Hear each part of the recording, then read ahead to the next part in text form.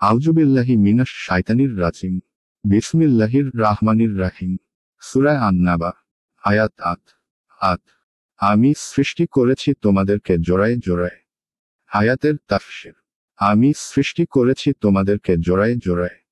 এক এক অর্থাৎ পুরুষ ও স্ত্রী, নর ও নারী। অথবা এর অর্থ হল নানা ধরন ও রং। অর্থাৎ তিনি বিচিত্র ধরনের আকার, আকৃতি ও রঙে বর্ণের সৃষ্টি করেছেন। সুশ্রী কুশ্রী, লম্বা বেটে, গৌরবর্ণ, কৃষ্ণবর্ণ ইত্যাদি বিভিন্ন বৈচিত্র্যের সৃষ্টি করেছেন। আয়াত ৯। তোমাদের জন্য নিদ্রাকে করে দিয়েছি বিশ্রাম। আয়াতের তাফসীর। তোমাদের নিদ্রাকে করে দিয়েছি বিশ্রাম স্বরূপ। এক এক এর অর্থ হল ছিন্ন করা বা কাটা। রাত্রি মানুষ ও পশু পক্ষীর যাবতীয় বিচরণকে কেটে ক্ষান্ত করে দেয়, যাতে শান্তি ফিরে আসে এবং লোকে আরামের সাথে ঘুমাতে পারে।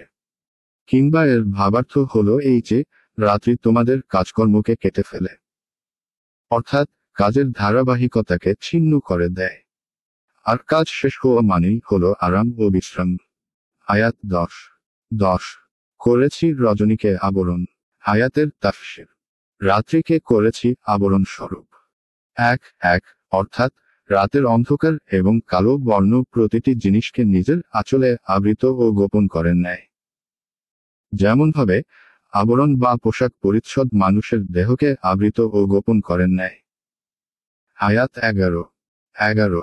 এবং করেছি দিনকে জীবিকা আহরণের জন্য উপযোগী। আয়াতের তাফসীর। এবং দিবসকে করেছি জীবিকা অন্বেষণের উপযোগী। এক এক উদ্দেশ্য হল যে, তিনি দিনকে উজ্জ্বলময় বানিয়েছেন, যাতে লোকেরা জীবিকা ও রুজি অন্বেষণের জন্য চেষ্টা ও পরিশ্রম করতে পারে। আয়াত ১২। আর নির্মাণ করেছি তোমাদের ঊর্ধ্বদেশের সুদৃঢ় সপ্ত আকাশ। আয়াতের তাফসীর। আর নির্মাণ করেছি তোমাদের ঊর্ধ্বদেশের সুদৃঢ় সপ্ত আকাশ। এক এক এদের প্রতিটির মাঝে ৫০০ বছরের পথের দূরত্ব আছে, যা এসবের মজবুতি প্রমাণ করে। আয়াত ১৩। এবং সৃষ্টি করেছি একটি প্রদীপ্ত প্রদীপ। আয়াতের তাফসীর। এবং সৃষ্টি করেছি একটি প্রদীপ্ত প্রদীপ, সূর্য। এক এক প্রদীপ্ত প্রদীপ বলে উদ্দেশ্য হল সূর্য। এখানে অর্থ হল, অর্থাৎ তিনি সৃষ্টি করেছেন। আয়াত ১৪। আর বর্ষণ করেছি মেঘ হতে প্রচুর বৃষ্টি। আয়াতের তাফসীর। আর বর্ষণ করেছি পানিপূর্ণ মেঘমালা হতে প্রচুর পানি। এক এক সেই মেঘসমূহ যা পানি দ্বারা পরিপূর্ণ থাকে, কিন্তু যা এখনো বর্ষণ করেনি।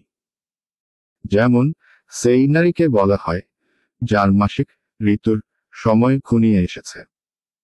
অর্থ হল অতিরিক্তভাবে প্রবাহিত হয়ে যায় এমন পানি। আয়াত ১৫। তদ্বারা আমি উদ্গত করি শস্য ও উদ্ভিদ। আয়াতের তাফসীর। যাতে তা দিয়ে আমি উদ্গত করি শস্য ও উদ্ভিদ। এক এক শস্য হল সেই সকল ফসল, যা খোরাকের জন্য গুদামজাত করে রাখা যায়, যেমন গম, ধান, যব, ভুট্টা ইত্যাদি। আর বা উদ্ভিদ হল শাক সবজি এবং ঘাস পাতা ইত্যাদি, যা পশুতে ভক্ষণ করে থাকে। আয়াত ১৬। এবং বৃক্ষরাজি বিজড়িত উদ্যানসমূহ। আয়াতের তাফসীর। এবং ঘন সন্নিবিষ্ট উদ্যানসমূহ। এক এক অধিক ডালপালার কারণে এক অপরের সাথে মিলে যাওয়া গাছপালা, অর্থাৎ সুখন বাগান।